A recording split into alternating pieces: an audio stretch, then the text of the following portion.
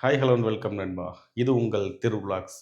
ரொம்ப நாளா ஆடிக்கிட்டு சுதந்திர பறவையா இருந்த வாட்டர்மெலன் திவாகர் இப்பொழுது சிறை பறவையா இருக்காரு. அது என்னன்னு தான் பார்க்க போறோம். வீடியோக்குள்ள போறதுக்கு முன்னாடி மறக்காம நம்ம சேனலை சப்ஸ்கிரைப் பண்ணிருங்க, லைக் பண்ணிருங்க. தொடர்ந்து நம்மளோட இணைந்திருங்க. ஓகே. என்னன்னு கேட்டிங்கன்னா, அந்த வாட்டர்மெலன் திவாகர் வந்து பல்வேறு சர்ச்சைகள்ல சிக்கியிருந்தாலும், நேரடியாக போலீஸ் வழக்குகள்ல வந்து இவன் வந்து இன்டர்ஃபியர் ஆகல. போலீஸ் வழக்குல இவன் தான் போய் கேஸ் குடுப்பான் வட்ட வட்டம். எப்பவுமே வந்து இவன் தப்பிச்சுருவான் அதே மாதிரி. இப்போ என்ன நடந்திருக்குன்னு பார்த்தீங்கன்னா, இவன் மேல கேஸ் ஃபைல் ஆயி, இவன் வந்து கைது செய்யப்பட்டிருக்கான் அப்படிங்கிற மாரி நமக்கு தொடர்ந்து தகவல்கள் வந்த வண்ணம் இருக்கு.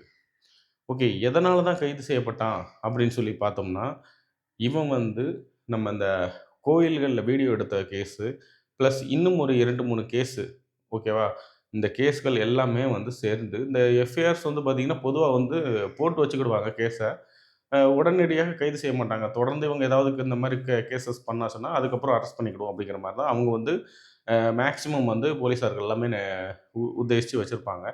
பட்டு என்னன்னு பார்த்தீங்கன்னா, இவன் மேல வந்து தொடர்ச்சியாக கம்ப்ளைண்ட்கள் வந்த வண்ணம் இருந்திருக்கு. அதனால போலீஸார் செம்ம கடுப்பாயி, இம்மீடியட்டா இவன வந்து அரெஸ்ட் பண்ண இது பண்ணிட்டாங்க. நம்ம அந்த சனீஸ்வரர் கோயில்ல போயிட்டு இவன் வீடியோ எடுத்து கற்பகிரகத்த வீடியோ எடுத்திருந்தான். அது வந்து பார்த்தீங்கன்னா, இந்து சமய அறநிலையத்துறை சட்டப்படி வந்து தவறு. ஒரு கோயில்ல வந்து வீடியோ எடுக்கக்கூடாதுன்னு போட்டிருந்தா, அந்த கோயில்ல வந்து நம்ம வீடியோ எடுக்கக்கூடாது. அதையும் மீறி வீடியோ எடுக்கணும்னா, அந்த கோயிலோட அறங்காவலர், அப்படி இல்லன்னா, அந்த கோயில் சம்மந்தப்பட்ட அறநிலையத்துறை ஆஃபீசர் இருப்பாங்க. அவங்கட்ட பர்மிஷன் வாங்கி, நான் இந்த மாரி இந்த பர்ப்பஸ்க்காக எடுக்கிறேன் அப்படின்னு சொல்லி நம்ம பர்மிஷன் வாங்கணும். அதுவும் வந்து கோயிலோட நற்பெயர வந்து களங்கப்படுத்தாம இருக்கிற வரைக்கும் தான் வந்து பர்மிஷன் குடுப்பாங்க. இவன் பண்ண வேலை என்னன்னு பார்த்தீங்கன்னா, கோயிலோட நற்பெயரையும் களங்கப்படுத்துற மாரி தான் இருந்துச்சு. இவன் வந்து கிட்டத்தட்ட ரீல்ஸ் எடுத்திருக்கான். அந்த ரீல்ஸ் கலாச்சாரத்துக்காக தான் வந்து கோயிலுக்குள்ள வந்து எந்த ஒரு வீடியோவுமே எடுக்கக்கூடாதுன்னு சொன்னது. ஆனா, இவன் போய் திரும்பவும் ரீல்ஸ் எடுத்து, அதால தான் ஃபேமஸ் ஆகலான்னு நெனச்ச அந்த ஒரு விஷயம், இப்ப இவன கிட்டத்தட்ட ஜெயில்லயே தள்ளிருச்சுன்னு சொல்லலாம். இதுக்கு தான் மக்களை சொல்றது. அதாவது ரொம்ப ஆடக்கூடாது. தனக்கு திடீரென்று ஒரு புகழ் வரவும், அந்த புகழ வச்சு ரொம்ப ஆடுனா, அந்த புகழ் ரொம்ப நாள் தாங்காது. அதுவே நம்மள சரிச்சு விட்டுட்டு போயிரும் அப்டிம்பாங்க. அதுதான் இப்ப இந்த வாட்டர்மெலன் திவாகர் விஷயத்திலயும் நடந்திருக்கு. என்னன்னு பார்த்தீங்கன்னா, இவன் வந்து ஆடாத ஆட்டம்லாம் கிடையாது. ரொம்ப ஆடுனான். இப்ப அந்த ஆடுன ஆட்டத்துக்கு மக்கள்ல கடவுளே பதில் சொல்லி, இவனுக்கு இப்போ கிட்டத்தட்ட சிறை தண்டனை கிடைச்சிருக்கு அப்படிங்கிற மாரி சொல்றாங்க.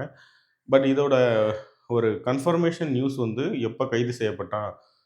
அதாவது எந்த எந்த டேட்ல கைது செய்யப்பட்டான்? என்னென்ன வாரண்ட் இவன் மேல என்னென்ன கேஸஸ் இஷ்யூ பண்ணியிருக்காங்க?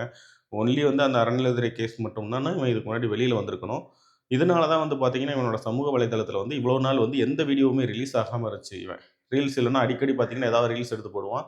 எந்த வீடியோவுமே ரிலீஸ் ஆகாம இருந்துச்சு.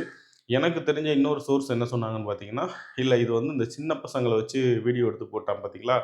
அதுவும் வந்து கேஸ் ஆயி அவங்க அப்பா, அம்மாவுக்கு வந்து கேஸ் குடுத்துருக்காங்க அப்படிங்கிற மாரி சொல்லியிருந்தாங்க.